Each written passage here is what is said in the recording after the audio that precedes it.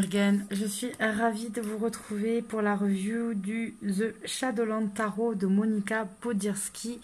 Alors, pour celui-là aussi, ça a été assez mouvementé pour que j'ai ce jeu.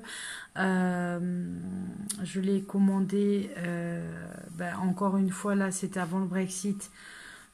Sur Books et le problème du vendeur c'est que en regardant le suivi arrivé en France il avait complètement disparu du réseau, on ne savait pas où il était, il y a eu beaucoup de retard et puis un jour en allant à la poste ils m'ont sorti aussi ce carton avec celui-là où je n'avais pas eu de mots, donc c'est toujours le grand plaisir de voir la façon dont la poste gère son boulot.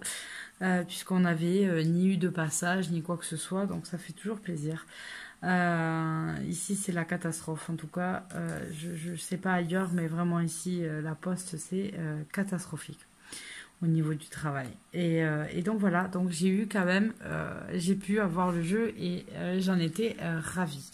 Alors je vous assure que maintenant j'essaye vraiment que ça soit livré, expédié par Amazon et qu'on puisse me les mettre en point relais.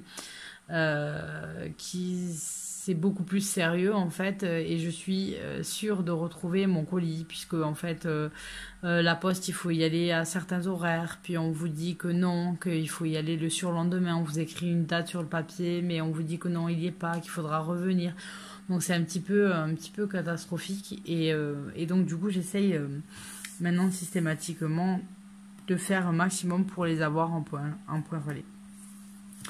Donc voilà pour la poste. Donc là, on est chez Schiffer, non, si je dis pas de bêtises. Et bien, il est où l'éditeur? Il n'y a pas d'éditeur. Bah, je vous ai dit ça parce que souvent les boîtes comme ça, c'est Schiffer qui les fait. Mais bah non, je ne vois pas d'éditeur.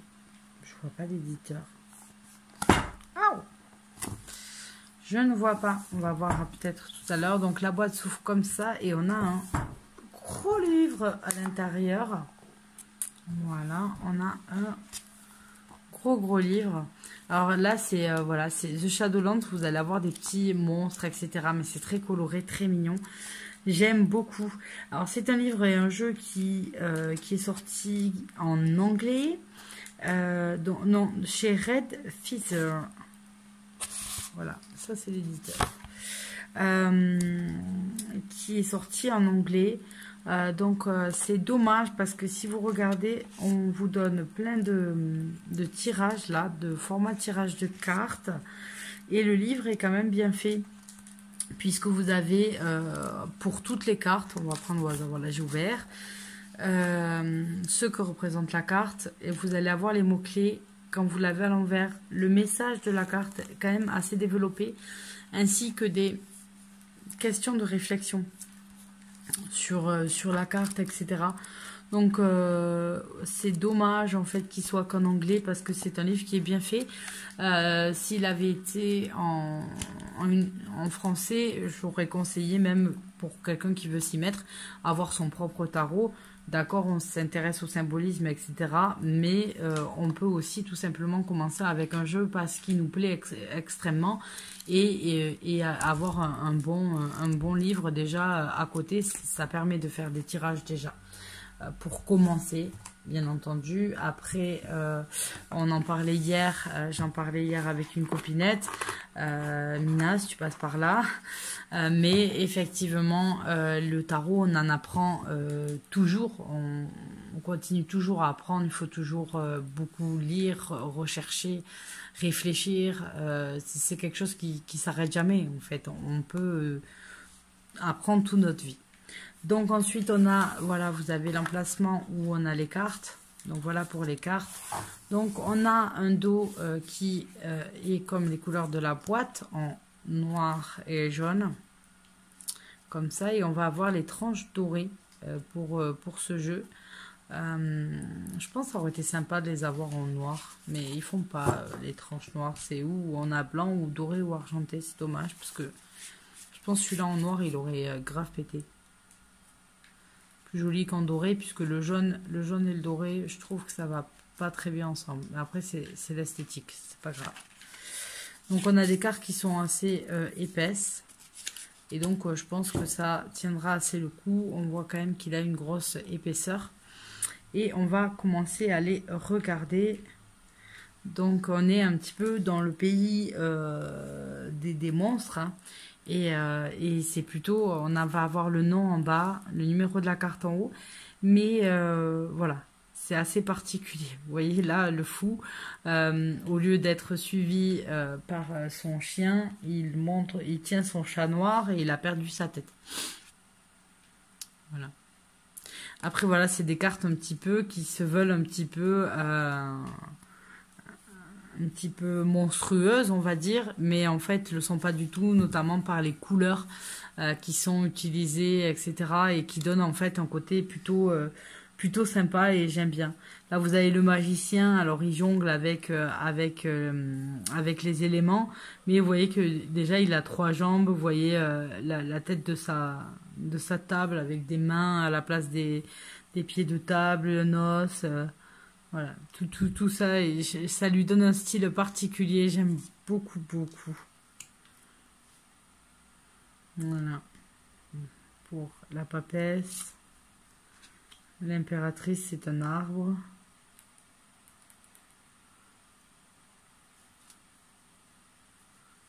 Ah, attendez, j'ai l'empereur qui a voulu rester collé. L'empereur. Le pape. Donc on n'a pas les chiffres romains, on a des chiffres arabes sur le haut des cartes. Ça change aussi. Les amoureux. Je sais pas ce que vous en pensez, mais moi je le trouve rigolo, quoi. Le chariot. La force. Je le trouve vraiment rigolo. L'ermite avec le fantôme.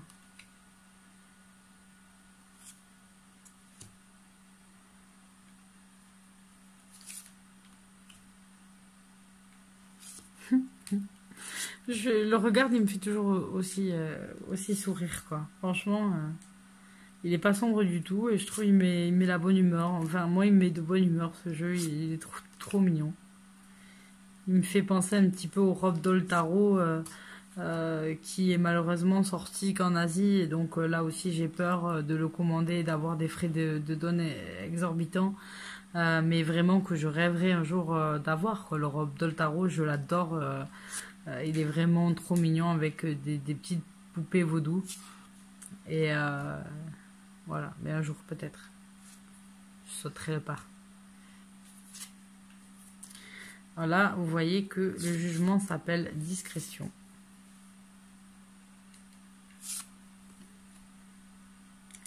Et le monde. Voilà pour les arcanes majeures. Alors, je sais vraiment pas ce que vous en pensez, moi je kiffe. Alors, l'as de denier.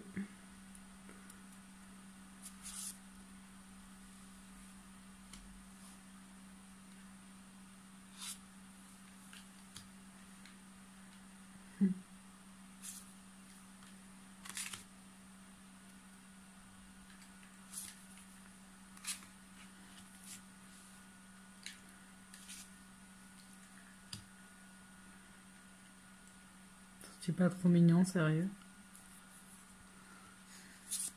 Ils sont trop mignons. Il a peur de se faire manger, il donne à manger à ses plantes avec des steaks. Prépare les crânes pour la fête de la Santa Muerte.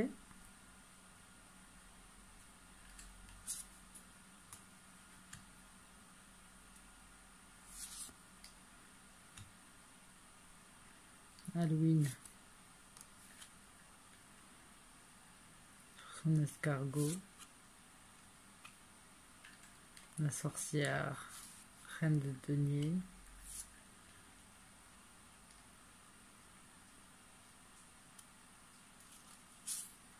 On passe du coup aux épées.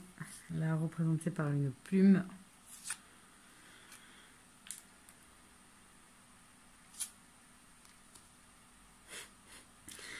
D'habitude, le 3 d'épée, c'est une carte qui est dure, c'est une carte qui est difficile, c'est une carte qui représente la douleur, la tristesse, etc. et qui est dure à supporter. Et là, regardez le style de ce corbeau, s'il vous plaît. Voilà, tranquille. Même pas mal. J'adore, franchement.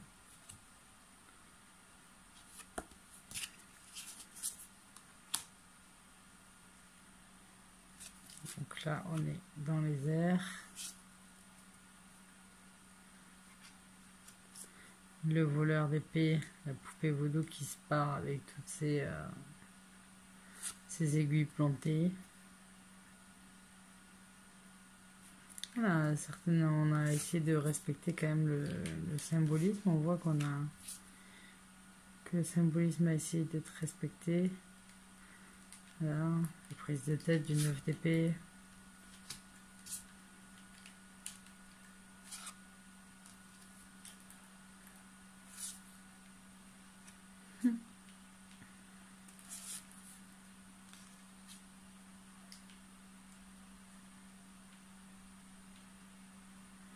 Je dirais, c'est quoi avec les cheveux devant? La meuf de The Ring, non, qui met ses cheveux devant. Ouais.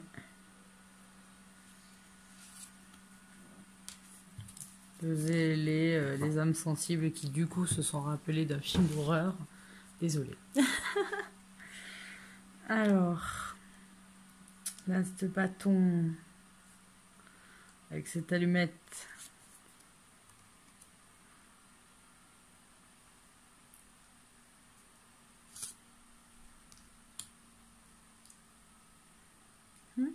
C'est lui qui fait le phare.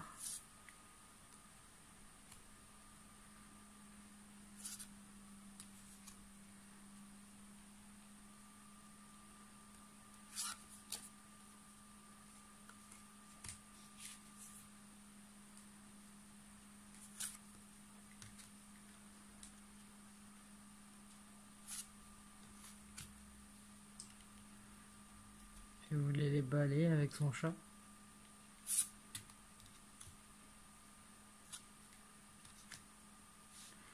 Je ne sais pas si vous avez remarqué, mais dans les jeux de tarot, les chats ou les oracles, quand il y a des chats qui accompagnent la plupart du temps, ils font délirer les chats.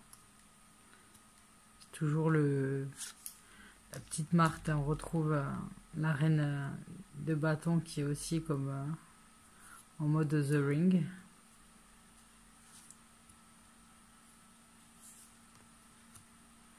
Et le roi de bâton. Fait peur un peu. Roi de bâton. L'as de coupe. Yeah. Le poisson. Les hippocampes amoureux.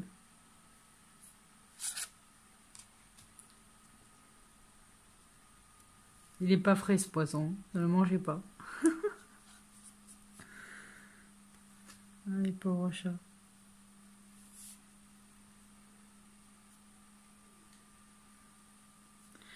C'est la même chose que l'image de la vache qui rit.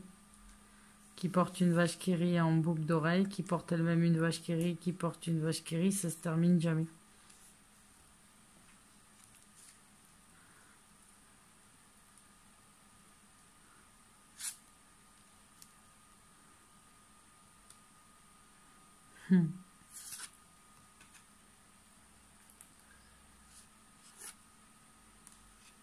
On lui voit le visage. Il s'est fait une frange quand elle était plus jeune. Non, il est très très sympa ce jeu, franchement. Il est trop trop sympa.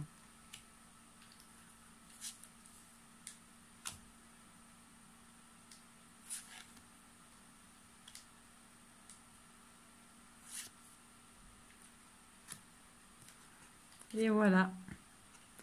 Donc voilà pour ce jeu The Shadowland Tarot qui est vraiment très très très sympa. J'aime beaucoup, voilà. Il présente des monstres, des trucs comme ça, mais tout en étant tellement coloré que du coup, on n'est pas dans le côté noir ou autre, d'avoir des monstres. Donc ça, c'est vraiment plutôt sympa. Donc voilà, j'étais ravie de vous le présenter pour ceux qui ne connaissaient pas. Et je vous dis à très bientôt pour de nouvelles vidéos. Bye bye!